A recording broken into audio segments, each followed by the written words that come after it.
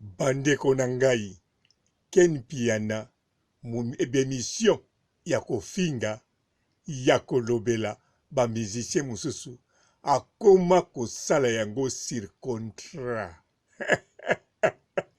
Nandimaki te kofinga pe ezalaka sur contrat. Ken-Mpiana sikoyo, kofinga o boyokaka fingaka, koloba oyo azolobela ba musicien. En tout cas, eza sur contrat. Nayebi te soki ezali contrat verbal to contrat écrit to contrat électronique nayebi te. Mais ezali sur contrat. Mokili yango en tout cas ezali penza elengi. Oh guya boye na yoka kote sur contrat. Mbote ba papa, ba mama, ba ndeko. Mbote ba rando na ba randonnette.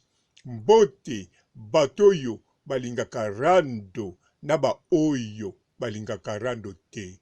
Mbote ba jeune garçon na ba jeune fille. Mbote bana mike na ba bébé. Mbote ba Sainte Anuarite, Sainte Thérèse, Sainte Ingrid Kabongo. Bandeko ezalaki likamba kokamwa ke mutu oya YouTube aya koloba kokotela musicien sur contrat.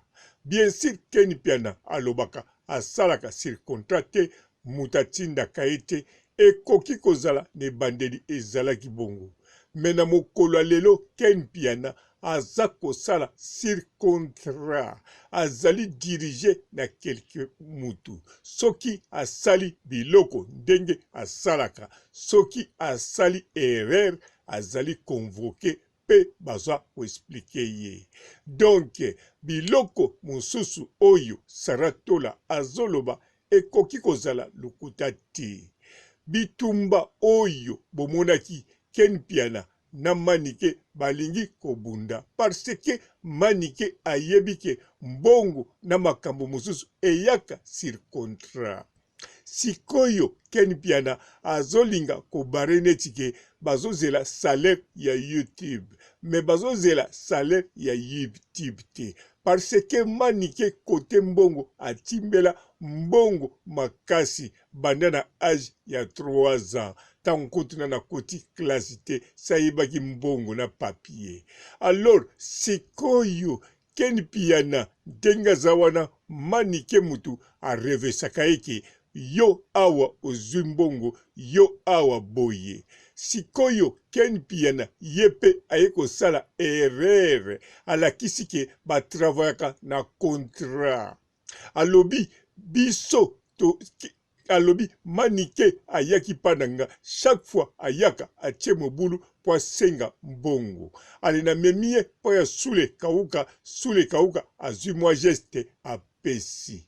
Eske sikoyo Manike aye koswanisa Ken-Mpiana pona mbongo oya YouTube soi-disant bafutaka bango le 23 soki le 24. Alors sikoyo ye pourquoi akomema Manike de John pa ya sule kauka. Contrat verbal, contrat écrit ou bien contrat électronique, pourquoi pas contrat malewa. Mbiyango wana Manike de John bakotaki na rando wana. Po Manike de John ayebi ke Ken-Mpiana asala nini amata likolo akotosa ye po ye aza kosala makambo legal. Mais Ken-Mpiana a continué ko krake lokola azalaki na miso ya bato. Alobi Manike de John yo soko ozoswanisanga parce que olela mbongo. Surtout lokola toyoki sango okomi na musicien oya moke wana bosigné contrat. Ken-Mpiana ye moko lisusu aye kobimisa kombo wana Manike de John a signé contrat mosusu pa ya musicien moko ya moke. Musicien wana moke nani? Eske musicien yango atie bango gol to ndenge nini? Bo tolobanga tala lingala. Musicien yango atie bango bi na filet to ndenge nini? na yeba jamais batu bakozwa contrat pona kofinga. En tout cas nana boduka yepa kosaki te mama ya Ken-Mpiana bino ye mtalesa bino ngando yango wana akoki kokosa te. Ken-Mpiana soki ozali awa bazwa yo mpona kofinga ye te wana azalaki mpe susu na raison nzoko ya Ken-Mpiana kofinga ekoma sur contrat.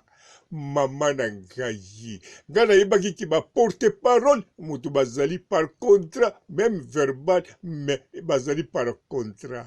Nayebaki teke bato oyo bafingaka baklashaka bazalaka mpe sur contrat pamba te banda nalanda kubanda bakolanda banet nayokaka mutu aza na contrat ya taché de presse par verbal ou bien nini o muso asalaka etali mutu te wana toyokaka yango mutu aza na contrat mpona likambo boye me contrat ya mafinga. En tout cas mbala liboso namoni Ken-Mpiana ayekolakisa ye moko ke bazalaka na contrat. Sima nango olandi maloba ya banana boduka soki bazwa yo pona kofinga ngai te. Donc contrat verbal mama na ngai bango moko mutu bakonfirma c'est tout à fait normal parce que baza ba victime a se confirmer ye moko aza victime andimi ke aza na contrat sanka yeba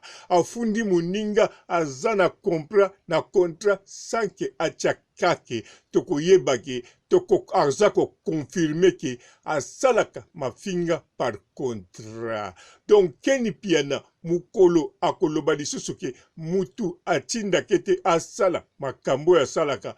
En tout cas bondimela ete bozongisa kaka maloba ya nana boduka bozongisa koswana o baswani na manike pe landa makambo mususu ya mike o Ken-Mpiana alobi ye moko tina akendeke pa ya sule kauka pe makambo oyo aza koloba. Epui bolinga boyeba sikoyo contrat mususu asinya pa ya sule kauka asalanga nango nini po banda sinya contrat oyo ye moko aloba tanga awutaki poto basinesaki ye contrat me contrat ngo ya nini banda loba po makambo ngo pe asalaka te. Me oyoyo ya kofinga tozali komona pe tozali kosentir azali kosalela yango toyebi ke Ken-Mpiana azande na contrat ya kofinga wana eyebani mafinga makambo to alobaka mukola kolobake mutatindaka ete en tout cas oya kondima etali ye pamba te okozela oyokela ngo susu wapi po oyo ngana koloba na yoki yango pa ya Ken-Mpiana ye moko oyo ngana koloba na landi yango ye moko na bakoswana na bango na manike oyo ngana koloba na analyse makambo nana boduka aloba tango baswana oyo ngana koloba Saratola apesi biso pe signal muke ata tokondima ya Saratola te po aza sikoyo neti enemi me oyo ya bato ekipe moko wana fu bondima ngo po soki na kati ya famille moko alobi ke yende mutu akataki ndeko liboko wana mosusu aye koloba etanke baza bandeko en tout cas fo kondima nango parce ke bayebi ke soki oteki muninga otie ye na pasi kaka te otie famille mobimba na pasi otie papa na mama na pasi otie ye na pasi yo moko pe omitie na pasi. Me Ken-Mpiana andimi kolobela manike andimi kobimisa trouble na balabala likolo mbongo pe asali ba menace ya makasi. Ken-Mpiana krake alobi soki manike akomi na niveau oyo ezali po akomo solola azwi contrat na musicien moko ya muke. Eske musicien muke atie bango bi o ndenge nini bina file kotiko gol oyo bi ya ndenge nini ekoti. Ken-Mpiana ayekolakisa contrat na ye devant public. Ken-Mpiana sikoyo okosala susu nini pokosa biso ke otravaillaka sur contrat te po na liboso ne bandeli tokokondimela yo. Mais sikoyo jamais tondima kosalaka sur contrat te po lakisi yango. Oya kondima loba kaka azana posa asalo plaisir to azali sous-informé na munoko na yo moko ou bien ayokaka makambo bolobaka te asukula matoi bien mais na savon te atika kaka matoi bongo ekosukama yango moko epai na nga ponga nazali awa pona koloba maloba oyo na moni na yoki pe biloko oyo naza kotala. Ken-Mpiana merci na manike nana boduka nzamba pambola yo bino nyonso wana ya kati ya famille ndenge bopesi nga benfo na bino ya kitoko yango naye kosalela yango émission oyo saratola pe comme ennemi na ndimi makambo ozoloba ndambu ndambu ennemi na ngai te bien sûr ennemi na bango ya bango ya bango sur contrat bongo saratola ye poza na contrat toza nango te namoni fo kofuyaka siko ba contrat nazolobela contrat etaché de preste mais contrat ya mafinga nasukisi awa botikala malamu ciao. Bonjour fidèles internautes de www.Afingaka TV. Bonjour, bonsoir, balandi nyonso ya elengi ya komba.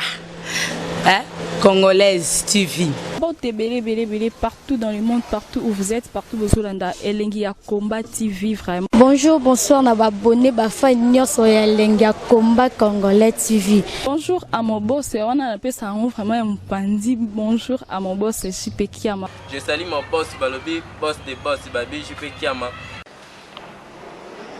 Bonjour, na Afingaka Congolais TV vraiment. Maman Lazana, chaîne de Kitoko, il y a pas de Ken-Mpiana, il y a boss des boss, il y a danger. Donc, on va la zaki. Ya boss na biso Ken-Mpiana.